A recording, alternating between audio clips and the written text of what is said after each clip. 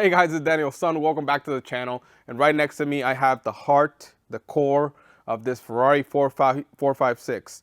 Okay, this is Hoovie's 456, and you guys know that this thing has a blown head gasket, which we confirmed on the other video. Now, you see the heads on the engine, you might think because you already saw Hoovie's video that the engine's going back together. And no, okay, I'm actually recording this before Hoovie's video. I'm gonna have the heads off for him, but I'm gonna post my video after.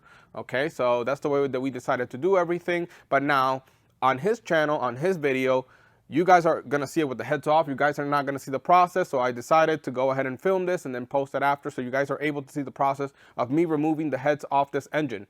Now, we're basically gonna start with the valve covers, set it to top dead center, right? We're gonna take all the timing components off after we make sure everything's lined up, and then we're gonna pull the heads off. Now, I think I might need a cherry picker to get these things off, but as you can see, the nuts are very, I don't know if you can see it on camera, but they're hidden in here, and I'll show you here in a minute. But yeah, they're definitely hard to get to. Okay, so we're gonna start up here at the valve covers. I got myself here a little 5mm Allen.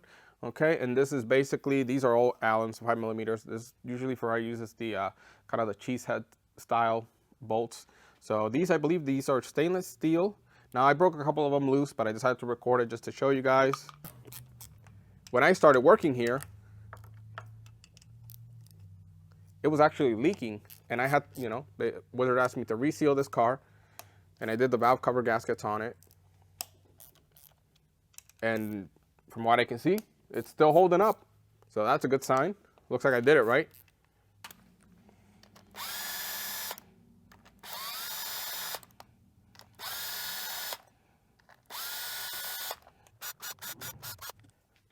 Luckily, these don't get stuck. Pretty long valve cover, pretty much a 2J valve cover right here. Well, I mean, as long as a 2J valve cover. This is pretty cool right here. You got your dual cams, 2 valves for exhaust, 2 valves for admission or intake. So this is the way Ferrari does it. All right, now, I don't know if you can see it on camera, but right here, there's a little notch right here, and there's gonna be a notch right here on the cam. Kind of hard to see, but right there, we gotta turn the engine until those line up perfectly. So we're gonna be taking the other side off, okay?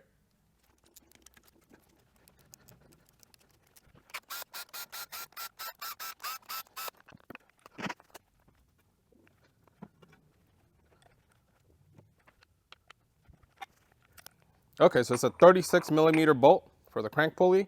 These usually have a high torque. I think it's like 200 or 300. No, actually more than that. I think it's like 350, but I can't remember. Okay, somebody put some sealant on this bolt. Definitely some gray RTV. Bad idea. Okay, now usually these are not stuck. A couple of screwdrivers, very carefully, you can kind of wiggle them out. It looks like the silicone may have made it a little bit more difficult to get out, but it is moving. Oh, there we go. Come on. There we go. Yeah, I don't know if you can see that well in the camera, but yeah. Okay, that's weird. These are 19mm. If I can connect it on the right side of the ratchet. So you take a pry bar, and without moving the engine, you slide it back, and then you tighten it in place.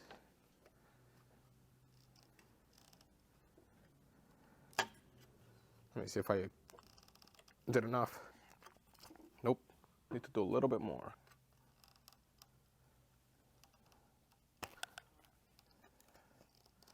Yeah, I'm gonna have to take those tensioners apart and clean them up, make sure they're not getting bound up. It wouldn't cause a problem drivability wise, like they're not gonna cause any tension problems, but whenever you wanna service the belt, they might get stuck like that. And whenever I go to put the new belt on, basically I'll have to force it on there, which you never want with these with this sharp teeth right here. I don't understand why they wouldn't at least give it a little chamfered edge on these, but they don't. And these can cut the timing belt when you're going in with it. I feel like we're slowly creeping off this table. Come on.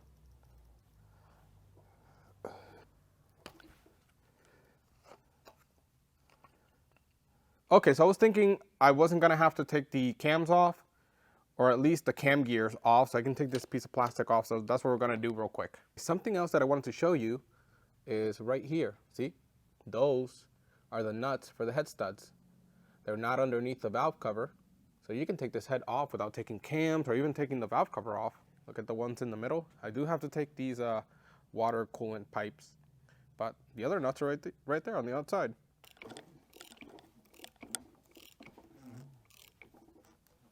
We have the engine at top dead center, and I noticed something that we can address. You can see how the mark is lined up perfectly here, right? But then we go right here to the next one, and the mark is a little off. So let's go to the other side. Now look at that. This is gonna be intake for the passenger side, and then we're gonna go to exhaust here on the passenger side. Not too far off. I've seen them off and the carb runs fine, but this one up here, it's a little bit too much. I think it might be at least a tooth off on this cam. But yeah, we're gonna be addressing that, make sure that that lines up perfectly. Okay, so you might be questioning, why do I have paper in my hand? This is something they taught me back at the Ferrari dealership, and we're basically gonna use these as a cam holder so we can actually pop that cam gear off. Pretty easy, you just kind of fold it 3 papers thick, and we're just gonna put them in there, and then we're gonna torque the cam caps, and that'll be enough friction to hold so I can remove all these cam gears off.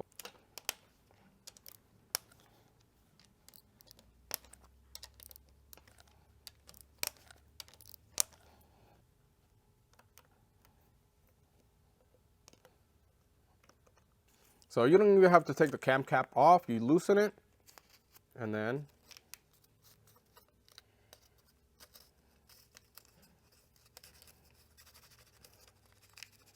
you just kind of sneak it in there. Those sticks out the other side. Then obviously we're gonna torque these. Some people just tighten them. I like to torque them. It's pretty much guaranteed it works all the time. So just 10 Newton meters with factory torque is on these. Come on, let go.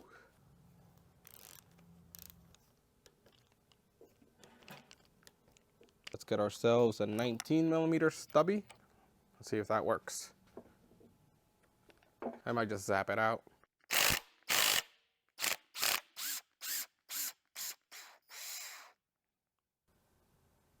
Okay, there's some silicone. Not a big deal. At least it's easy to clean. Okay, I'm gonna mark them just to know that, you know, this is exhaust, driver's side, intake, driver's side, and then over there, passenger side, exhaust and intake as well. Just whenever I'm going back together, so just easy to put it back together and not get these switched or put them on that side, because if I remember correctly, these stick out a little bit more than that one. So as you can see, these stick out a little bit more than those. Okay, so I'm just gonna mark it with some orange paint. We'll do E, and then we'll do D for driver's side, and then P for passenger side. Now these sometimes can be a little stuck. You just gotta be patient and careful. The pins tend to rust a little bit. There we go. A little bit of prying will break that rust loose, and then you can wiggle it in and out until it comes out. But in this case, it's not gonna come out because I gotta take this one off. I just remembered. Okay, so the rest of them, I'm just gonna speed through it a little bit just to kind of save some time, okay?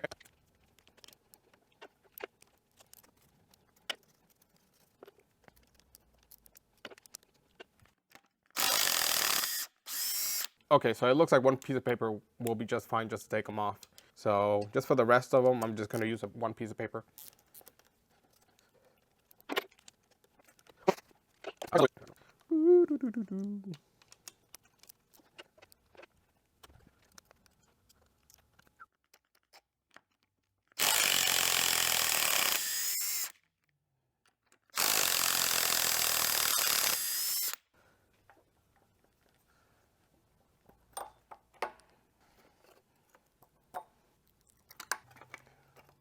Okay, so the cam gears are off, timing is still correct. And at this point, we can actually line them up the cams a little better, and then set the piston to top dead center. Make sure it is up top, and we do have a dial indicator for that. But now we're just going to remove these tensioners, get those off out of the way, and then we're going to start getting the bolts for those coolant tubes or passageways or whatever you want to call them. Now these little guys are 7 millimeters. They're super tiny.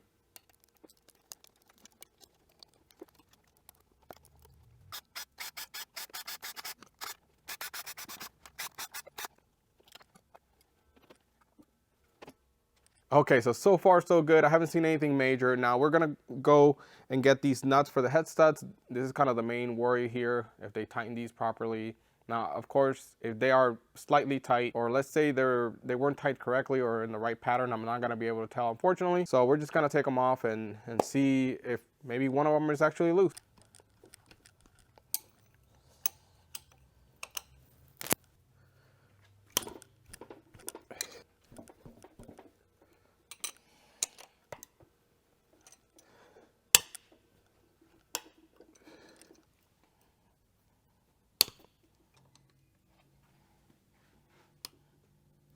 Okay, so I think they may have not torqued very well. Some of them, this is definitely the softest one. You know, this is just a standard length, 15 millimeter, and that was pretty easy. That could be our problem here. See, that was much tighter.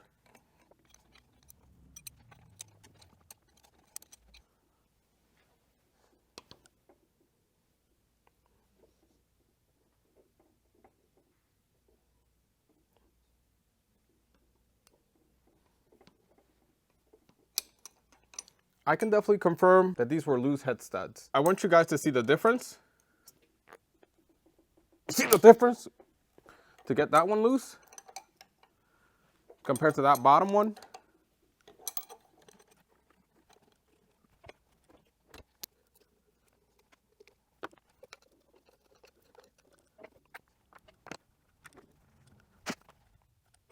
Okay, so this is the last one here. Now, this would be consistent with every cylinder having water, I think. Being that the head is a little bit loose, water is able to kind of just go through all the cylinders, because obviously we would have lift where coolant can just go through all the cylinders on these bottom jackets. So let's see if this one's tight. I'll hold the engine. That's not very tight.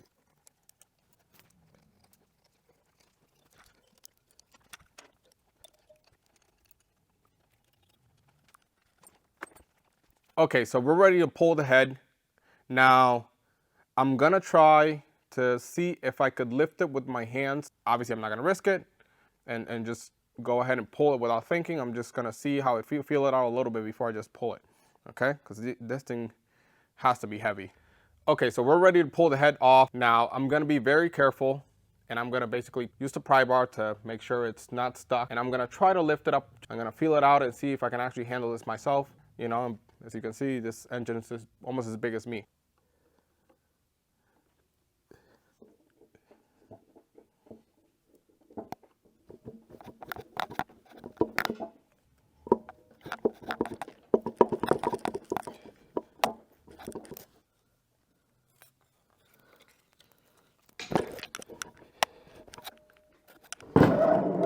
That thing was a pain to take off. Now it's on its side right now. I'll show you because the valves are open. Obviously, I'm not gonna sit on top of the valve. I can definitely see the damage, and it is a head gasket. You know, it's confirmed. First glance, what do you see? Obviously, we see some coolant, but right here, look at those. So we have multiple coolant jackets have failed. The gasket material has broken away and then flooded the cylinders.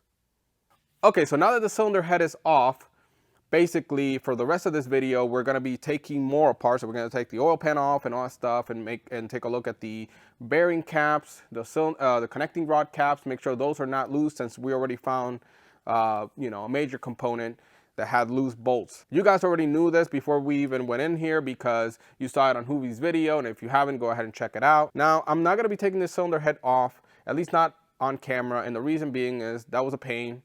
I'm gonna need some help. Okay, so I decided to pull it off now. I got it off. That was a lot easier than that side.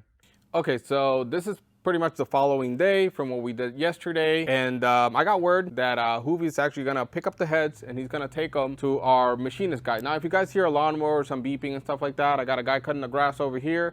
And then I got Magic Mike working the AC machine on something he's doing on the side there. He's gonna be taking these with him to our machine guy. So all we gotta do today is take the cams off, put them in a safe place, make sure that, you know, we mark them to see which one goes where. But then I gotta show you something else that actually shocked me, and I didn't find it, which was, I was there and I didn't see it. So yeah, I'm gonna be showing you guys that in a minute. But first, let's get these cams off.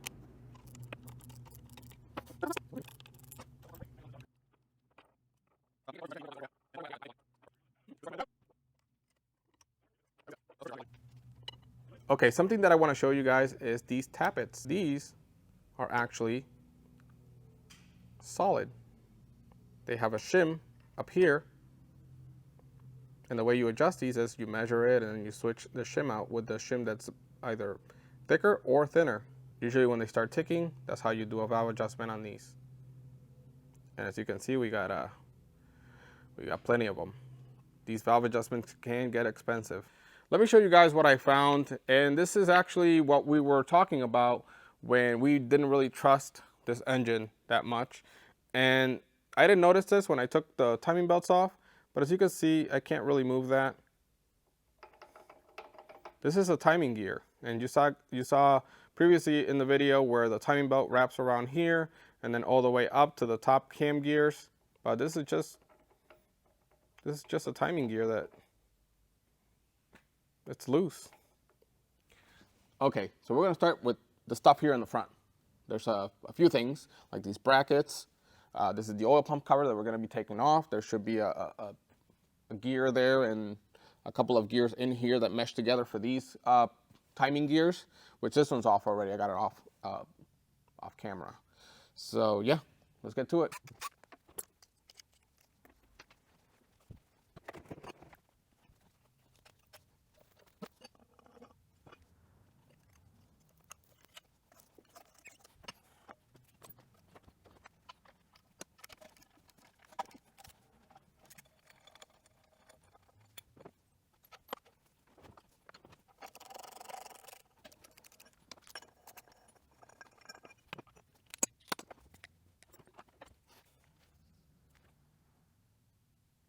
So you might have noticed that there's a big cut between what I was doing before, taking the bolts off and all that stuff, and then jumping over to this. And it's because this bearing right here was a total pain. Okay, so it was stuck on the shaft, unfortunately, so I couldn't remove the cover. I had to get one of these, which we didn't have one, or if we did, it's gone.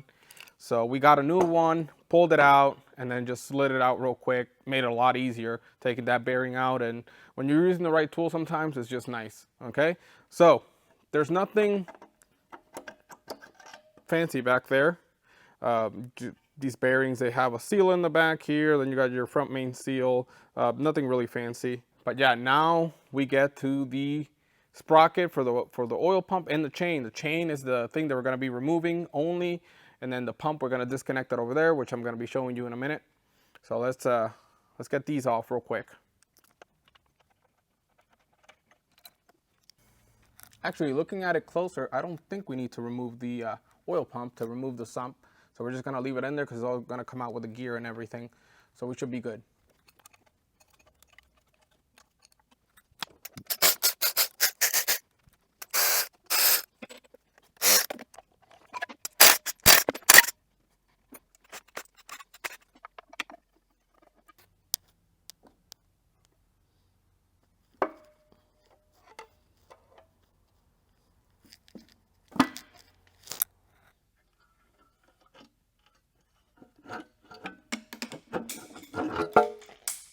At first glance, I don't see any damage.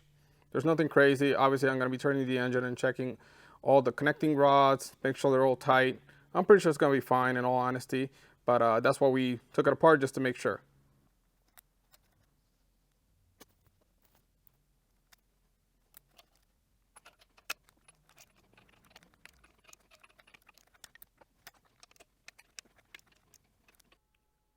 So as you saw, I just put a wrench on them, you know, just to make sure that they were not finger tight, any of them. I didn't put any extra torque on them, because if they are torqued correctly, I'm not going to over torque them.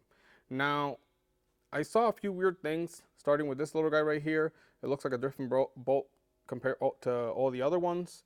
So that's kind of weird. And then the other thing too is these connecting rods. See, kind of 1, 2, 3. Usually you'll see them like 1, 2, 3, 4 instead of alternating from left to right bank. So this is 1, and I believe this one's 7 over here. Now these also, this is kind of backwards from what I've seen before. And you know, this one's number 1. Number 7 usually is flipped the other way. But the weird one, and this one, hopefully I'm wrong, is, I don't know if you can kind of see that there. I'll try to zoom in. You can see the arrow, right? And it's pointing towards the outside of the block. This one, there's no arrows. There's the Mahle insignia, because that should be on the inside, and it's on the outside, pointing towards the outside of the block. So I am going to finish up on the next video. The next video is going to be basically making sure that everything is good and reassembly, and then put it back in the car, hopefully. Okay, so I'm going to end the video right here. We finally exposed the internals on the engine, and we took a look in there. Everything looks okay. I still got some questions that I'm going to be double checking with the guys in the Ferrari community, and then the manual as well. I got it pulled up. I'm going to be rating on it just to be 100% sure. Now, there is going to be a video on me basically putting it back together if we don't have any issues. And that's going to be maybe about a month or 2. Parts take a long time to get here, and tools, I'm going to need a couple tools ordered to get this thing back together to torque it properly, you know, especially that little timing gear.